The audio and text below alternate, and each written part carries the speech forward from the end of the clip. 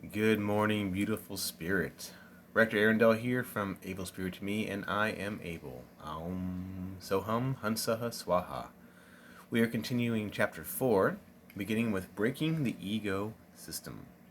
So, when you have any emotion, there is vibration and energy, and there is a charge that is caused in your emotional body, otherwise can be called astral or subtle body. And you have several choices what to do with the charge. You can ignore it, you can drown it away, you can act out on it, you can sleep, etc. And when you let this energy out into your environment, it is dispersed. And you go back to your normal lower level of energy, which is your default level. Now, it is essentially just like the most basic form of quantum physics. And I want to point out that it is a theory of quantum physics. It hasn't been proved true yet. However, I think it most likely is true. So the electrons of an atom get charged to a higher state, and then they release the energy out into the surroundings and return to their normal lower state. They often emit visible light when doing so, but they always emit energy. Now we, the Atma, or the soul, are the same. We can let the energy out by doing something physical, like working out, hitting something, etc. And we can yell and scream and curse, we can cry, we can dance, we can build something. We can ignore it by thinking of something else. And we can filter it into something productive, like designing a project or brainstorming ideas, or creating art or music. So you can see that there are productive ways to use it and there are non-productive ways. But we can also numb it away with drugs, excess food, or mindless TV. Now, please, I want you to know that I am not suggesting that you never do any of these things again.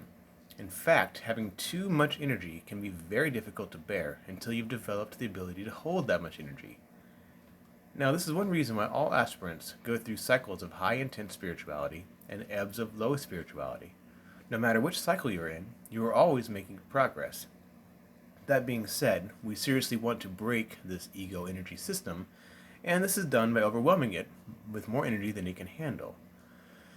I do want to just emphasize that you will be going through ebbs and floods of energy and spiritual growth, etc. And it might seem like you're going backwards, but you're actually not going backwards. You're going through cycles, much like the moon has cycles and the seasons. They're all part of the process. They're important and nothing to be concerned with.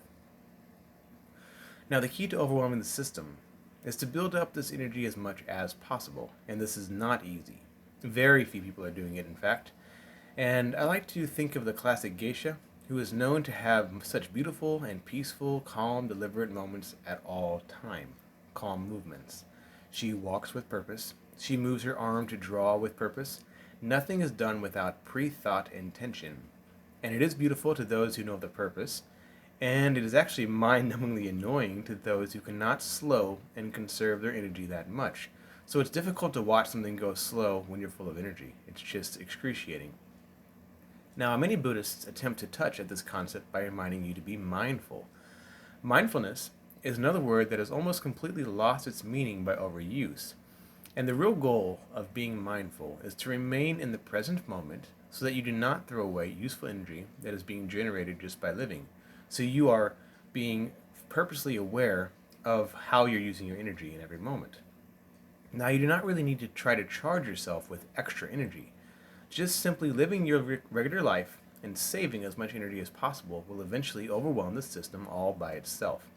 In fact, most religious principles are based off this idea of saving and building energy.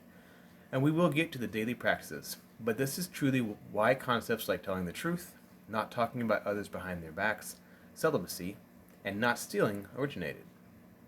All of these old concepts come from simply trying to preserve and build your energy. We have energy coming from thought, turning into emotion, and manifesting in whatever way we want it to. Energy goes where your thoughts are, and if you are always thinking about a project, eventually you will be inclined to begin that project. This is touching at the idea of manifesting, guys. If your thoughts continue to dwell on the project, you will eventually finish it. That's the way it works. This is how all things are accomplished. It is all thought first. Now, if we begin to save our energy when emotions come about, rather than releasing it into our environment to make changes, it remains stored inside of us like a battery.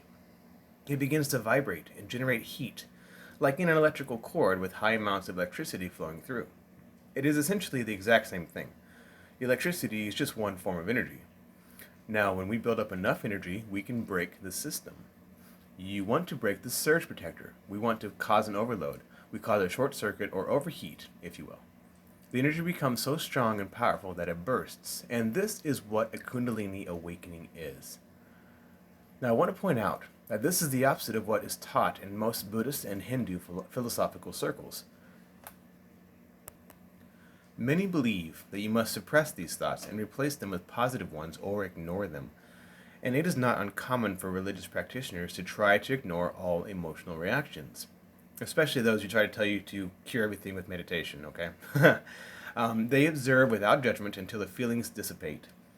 They also tell you not to get attached to positive experiences like bliss and rapture. I'm not trying to throw any religion under the bus, but these are common concepts and recommendations in the Buddhist faith. This is very popular as well in the Stay Present books of today. Now, on the other side, the Hindus often teach to replace negative thoughts with positive ones, and this is also the case with New Age teachings. I want it to be known that I am not disagreeing with any of these books, these methods, these religions. They all work in their own way. Every path does lead to the same destination. However, these methods do not strike at the actual point of all this at all. They do teach you not to react to anything, but they do not directly teach you to save and build energy. They most likely all lead to liberation in some way, but perhaps not very quickly. And this seems contradictory, saying it out loud, so allow me to explain. If I am meditating, or trying to remain still and calm, and I hear a loud child run into the room and distract me, it is frustrating. There's no denying that. Now, Buddhists may be taught to completely ignore it. Ignore any body sensations, any sounds, ignore if a fly lands in your face, right? Hindus, Christians, and Muslims may be taught to pray for help in forgetting their previous reactions and reacting only with love instead. And there's a lot of well-to-do with praying for help from higher beings. Now, New Age teachings may say to think of positive thoughts, like the baby being comforted and soothed, and it will happen. So they're trying to talk about direct manifestation, affecting things around you by thinking of positive thoughts. So present moment people may say to see the waves of sound going through you but not affecting you. Another thing that they're trying to do there is allow the energy to go through you and not affect your energy, which is important. All of these methods have their own benefits and merit. However, if you really want to save and build energy, you focus on how annoyed you are, move physically as little as possible, and say absolutely nothing out loud. You focus on the feeling, focus on the energy, and place it in one particular place in your body. This builds the energy very quickly, and it is not dissipated. There is only one inevitable result of saving energy in this way, and that is a kundalini activation, which breaks the energy system, burns away all of your karma, and upgrades the energy system capacity and abilities, and connects you to Source. So that's the end of chapter 4. And it's a lot of big concepts to take.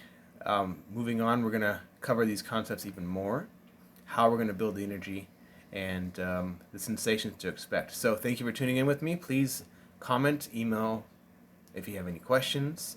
Please like, subscribe, or share. Thank you very much. Bye-bye.